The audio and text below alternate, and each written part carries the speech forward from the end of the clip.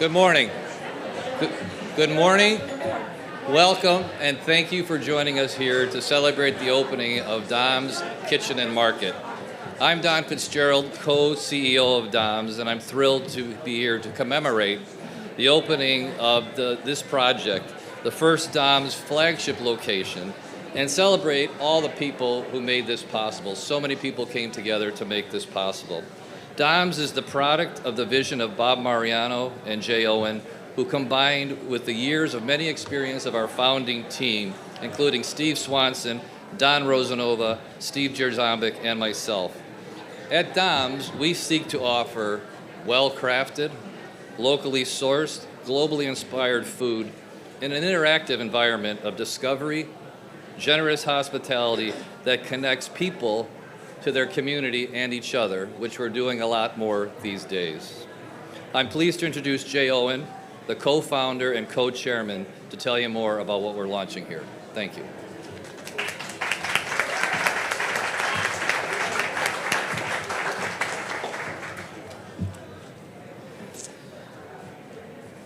Good morning. Thank you, Don, for the introduction, and thank you all for being here to celebrate the debut of Dom's first store in Lincoln Park.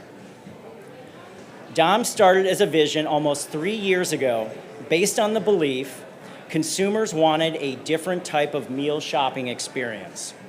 They wanted a place where they could learn, see, touch, and enjoy great food.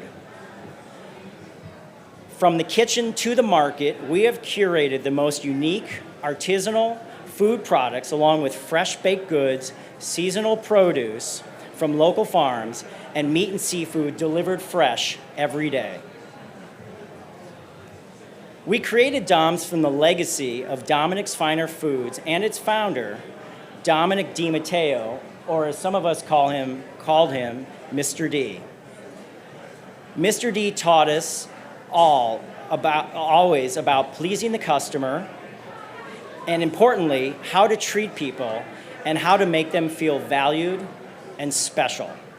This legacy was carried on by my partner, Bob Mariano, when he launched Mariano's, and serves as the foundation for what we are creating at Dom's Kitchen and Market.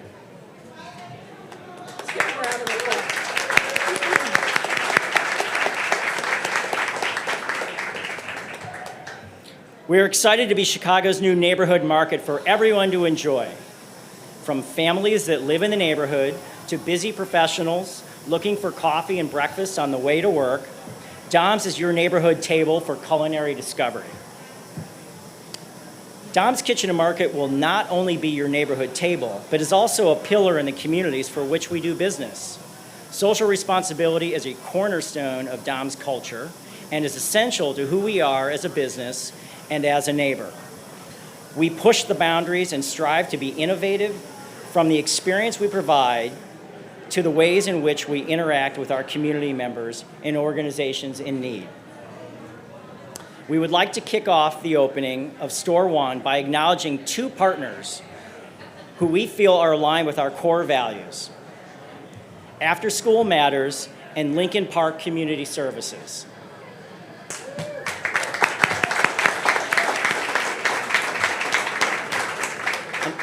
I want to acknowledge here in the front row Beth Bentley, Director of Major Gifts from After School Matters. Bravo. And Cheryl Hamilton Hill, the CEO of Lincoln Park Community Services. Thank you.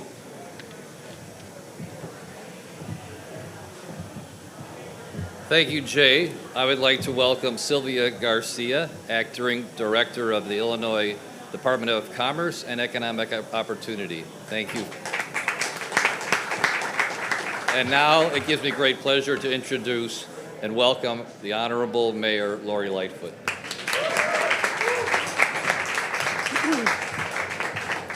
Good morning, everyone.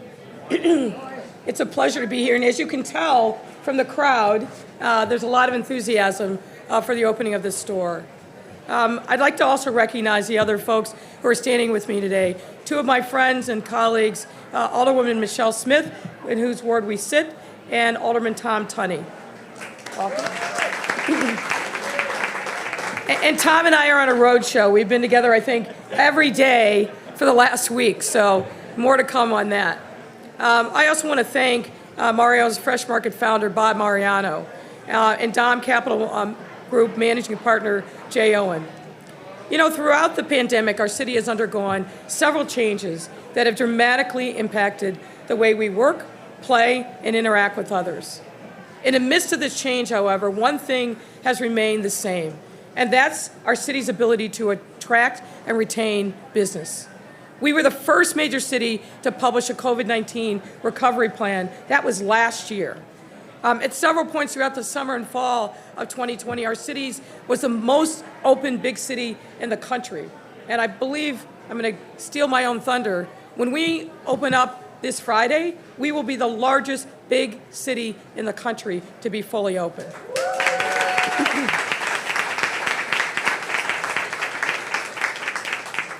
We have the lowest unemployment rate out of the top 4 major cities. We have the highest vaccination rate among adults and the most equitable vaccine distribution in the country.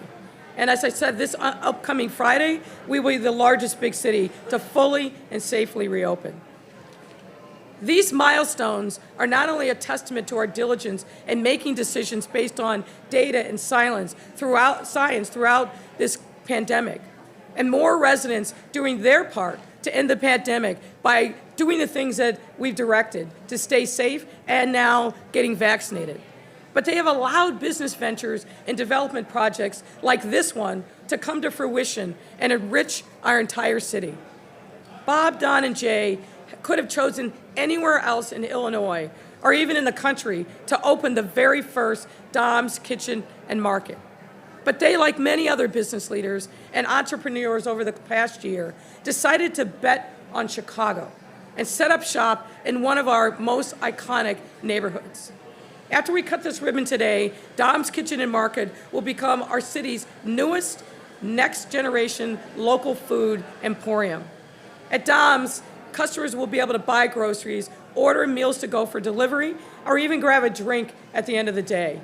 The market will also provide convenient, fresh choices for customers to pick up or dine in through an expansive breakfast, lunch, and dinner menu.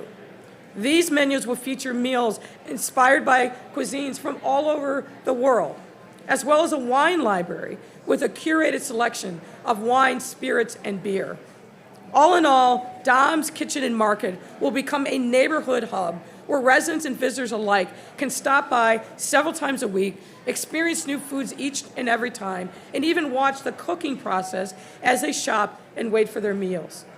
But its positive economic benefits don't just start and end here in our historic Lincoln Park neighborhood.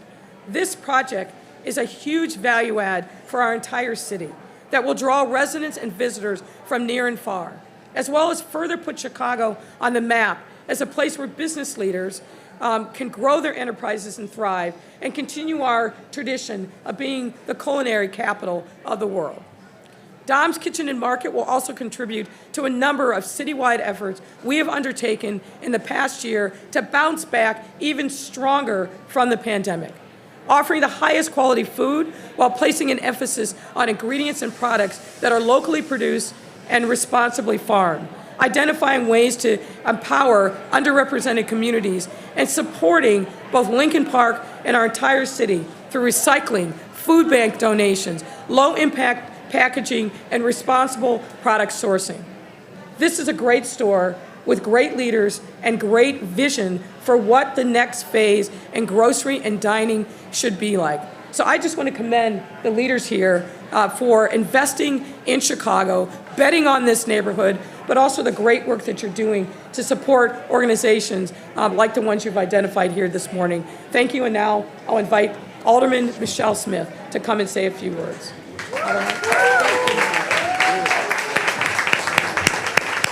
Thank you very much. I'm Alderman Michelle Smith, and I am so proud and excited to be the city's first location for what I'm sure will be a series of Dom's Markets and Kitchens.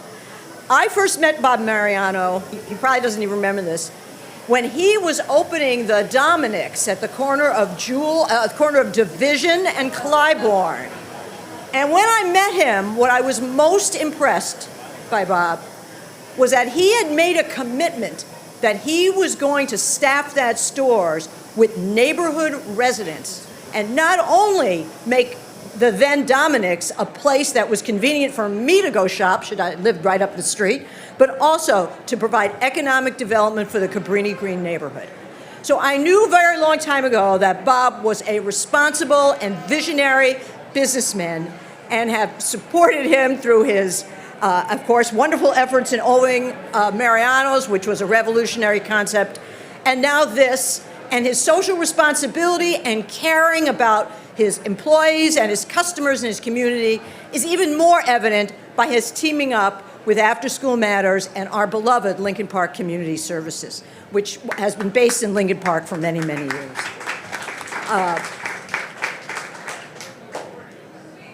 I just want to say again that Bob Mariano and his family and his investors are showing once again that Chicago is a resilient city, and we have been down, and it's been a tough year, but we are back. So with that, thank you, Bob.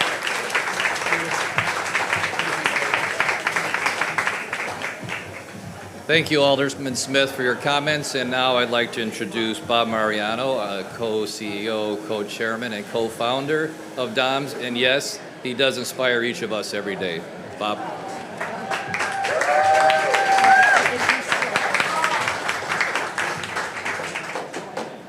Thank you, Don. Thank you, Mayor Lightfoot, for those beautiful words. And Alderman, you're tops. You're tops. You know, it's kind of tough now. When people start reflecting on what we've done, it's heartwarming. And when people ask me now, why are you doing it? You all just heard why. Because it matters. And if we don't each take the time to do something for our community, our neighbor, our friend that matters, we miss part of life. To the extent we provide food, food is a wheel for gathering where people come together, enjoy good food, good wine, good friendship, good families. And it can be 2, 5, 20, well, I think Friday will be 20, right? I don't want to step on the line, but come together and have a meal and eat together, talk together, communicate. This is what this place is about. But it's around food and something that we all share irrespective of our ethnicity, our race, our gender. We all share food. It's what nourishes all of us. We all need it. And why not do it with some of your friends, some of your acquaintances, some of your neighbors? That's what this is all about. So we'll continue to evolve the theme here to be responsive, because at the end of the day, the products that we sell have got to be relevant. And we've been very fortunate. The local purveyors in and around Chicago have been wonderful about working with us, developing innovative and creative items and unique items as well. And we're extraordinarily supportive of minority and women-owned businesses so that they too can live the happy dream that we all live for. So that's, I could say a lot there, but all I can really say to everybody who's here today joining us, thank you. I appreciate your help, appreciate your hard work. To my team, every rank and file person mirrors the attitude that we have. They've done a marvelous job in a very difficult situation. And to the people that I work so closely with each and every day, nothing would have been possible without their help, their support, their questioning, their challenging, and their knowledge to get it done right. So thank you so very, very much. Thank you.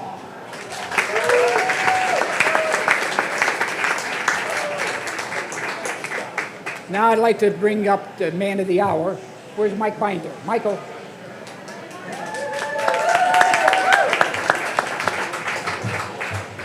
So Michael is the head coach. Head coach. The head coach. He's like Mike Ditka. And anything you need around in the area, he'll always be here. So recognize his face. He's a warm guy. He knows the answers, an experienced fellow, and he really loves what he's doing, and we love what he's doing as well. So, Michael, the best of luck to you, pal. Thank you, Bob. Thank you.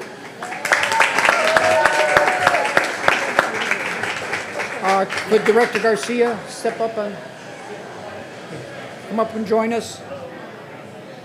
And then we're going to cut the ribbon. Let's see what. Sierra. There we go. We want to do this before we do the apron. Yeah, okay. So let's, Mayor, join me over here. Everybody kind of say yes.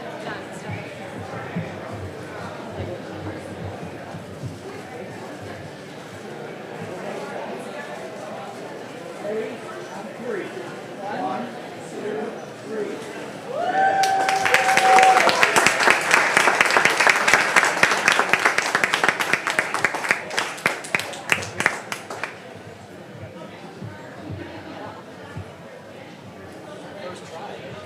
Oh, that's just why you gotta have the right scissors. Now we got a little token of our appreciation.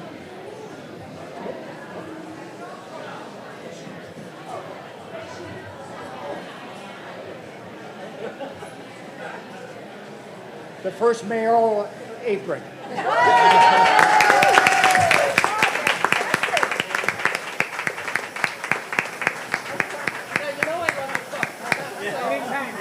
I will wear this proudly in my kitchen around the grill. Great. I'm excited. Good for you. Thank you so much. Thank you. Come back and have a photo.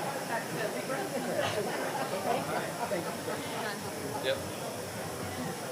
And so we keep the local flavor as well. Alderman, we want you to be a first-rate cook. Yeah, I'll be in the cook-off. I'm already a first-rate cook, so. Well, maybe we ought to have something. We're all our public officials. Cook? There we go. All right, we'll have a competition. That's it. I'll bet my Lori brisket. might have a few skills that I don't have. I'll bet the brisket. All right, I think, is there anything else, lady? So, that ends our formal remarks. I thank you for being here. Please enjoy some coffee and sweets, and come back to shop as often and as frequently as you're able to. So, thank you very, very much. Thank you.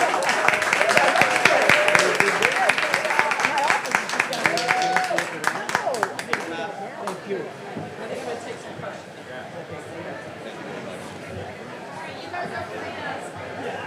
All right, happy to take any questions you have. Mayor, ahead, moving to off topic, I Sure. know it is a beautiful spot. I wish I could do the story only about that, but crime numbers over the weekend, 5 people killed, 55 injured. The Sun-Times story this morning, 10 children under 15 years old. Of course, there's a lot of concern. What are you telling those who ask you, because they have to stop and say, what's going on? So if you look at our numbers year over year, month over month, we're actually trending in the right direction. For example, sorry for the background noise, a lot of enthusiasm in the room today. But if you look at, for example, where we were over Memorial Day, and we'll get to these numbers, we saw a pretty significant drop in the number of homicides and shootings. So far this month in June, while one shooting, one homicide is too much, we are seeing a continued downward trend. Now look, you've heard me say this before, the fact that there are so many guns available on our streets is a significant problem. This is something that I'm pushing both here locally, but also at the national level through the U.S. Conference of Mayors. More needs to be done. We have too many guns that are pouring across the border from suburban shops, but also from Indiana, and then there's been a persistent problem of gun trafficking. And it's showing up and manifesting itself in our streets. But what I also know is many of the people that are being shot by people who look just like them, similar age. And so this whole of government approach that we're taking to public safety to really focus on those most dangerous areas in our city, the 15 beats, 4 zones, A lot of that work is focused around supporting young people and their families, because we know, unfortunately, they are the drivers of a lot of this violence, both on the west side and on the south side. We're coming together with a lot of community stakeholders, continuing those conversations, but doing everything that we can to really support these families and intervene before a young person thinks that the way to solve a petty dispute is with a gun. But the gangs problem here is real. It is persistent, and we've got to both use our soft power, but also our hard power to deal with the gangs. But way too many young people are getting shot and just enjoying a nice weekend, going to a party. This is a persistent problem that unfortunately we've seen the increase not only here in Chicago, but in other major metropolitan centers across the country. But I think we've got the right strategy, but fundamentally, we won't make meaningful progress until we stop the flow of guns into our city. At the same time, there were 5 carjackings as well over a 24-hour period this weekend. But our carjackings, again, you've got to take the long view with these. We had a spike at the beginning of the year, but our carjacking numbers, and again, we can get you those, have dropped precipitously because of the focus and attention that we putting together a carjacking task force, working with our suburban partners, not just looking at this as an isolated issue for Chicago and the Chicago Police Department. We've seen the numbers week over week from January, February drop significantly. So we're going to have these increases. That is how, unfortunately, crime patterns go. But what we have to look at is what is the long-term trend, and do we need to do more to address those? And as I said, I feel like we've got the right strategies in place, but we've got to give them time to bear fruit. But on a longer term, I'm going to sound like a broken record. There are too many guns in the hands of too many people who should never have them.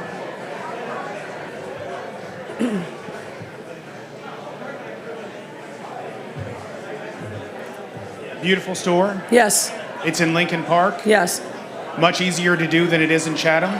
What are the challenges standing in the way for business like this to be in those south and west side neighborhoods? And what can the city do to incentivize businesses like this to go into those neighborhoods and invest? Well, I was thinking as we were standing here today, there's a great Marino store in Bronzeville that opened up 4 or 5 years ago. You go there on any given day, and it is absolutely packed. It's a great store, really responsive store management, employing people from the neighborhood, and the residents are responding. I think what we've got to demonstrate to businesses, and believe me, I'm going to pull Mr. Mariano aside today, is show them other opportunities in the city, in food deserts, where they can partner with local leaders to stand up other opportunities on south and west side neighborhoods in particular. The thing that I think a lot of these businesses don't recognize is there's real buying power in these neighborhoods.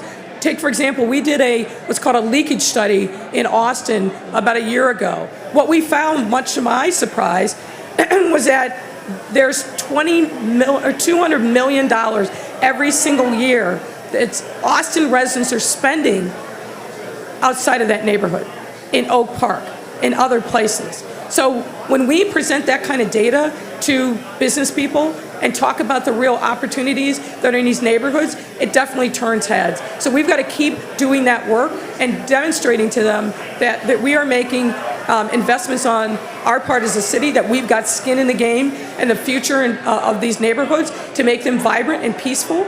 But we need partnership. And I think there's lots of opportunities that we're going to be opening up, but we got to keep pushing. I've got to use my platform as the mayor to make the case and advocate for neighborhoods like Chatham, like Austin, like Inglewood, and other places around the city that need these resources, that have the buying power, but need the amenities in these neighborhoods. This is all part of our Invest Southwest strategy, and I think we're getting traction, but a lot more work that needs to be done. One off topic, Sure. Getting back to those crime numbers from the Sun-Times article, where does that hit you when you see 10 children under the age of 15 killed in this city this year? It hits me every day. I don't need a Sun-Times article to tell me that. I see those numbers every day. I reach out to those families. I hear the heartbreak. I spend time with moms and dads who have lost, toddlers, who have lost kids my daughter's age. And as a parent, every time I see something like that happen, I grieve deeply. Because you have to, the first thought is, there for the grace of God go I. And we can't exist in a world where kids aren't safe in their own community and that they're not safe from other young people in their own communities. So that's why we place a lot of emphasis on really providing a significant amount of supports in these neighborhoods. But what I always say when I'm out there, and I was out on the west side and the south side a lot this weekend, particularly talking about putting guns down, supports for community organizations that are building safe spaces for young people and children and families to really take back the territory under their feet. The other thing that's important here is that we cannot make excuses and not bring people to justice and hold them accountable. As my mother used to say when I was a kid, you're mine, I love you, but when you're wrong, you're wrong. I feel the same way about young people who have gone the wrong way. Let's love them, let's support them. But when they cross the line and do harm and create chaos, there's got to be accountability. We cannot be silent when something like this happens, particularly when we're seeing the kind of damage that's being done, young lives being cut short, them being robbed of their dreams, their potential, and leaving a gaping hole in families that may never, ever be filled. We have a moral responsibility to step up and do more. And I'm preaching this gospel, but we need help from other partners, particularly when it comes to holding people accountable. We've got to get the criminal courts back open. We've got to actually have criminal trials happening so people are getting their day in court and the victims feel like they're being heard by the criminal justice system and not being ignored. Any other questions? Okay. All right, thank you all.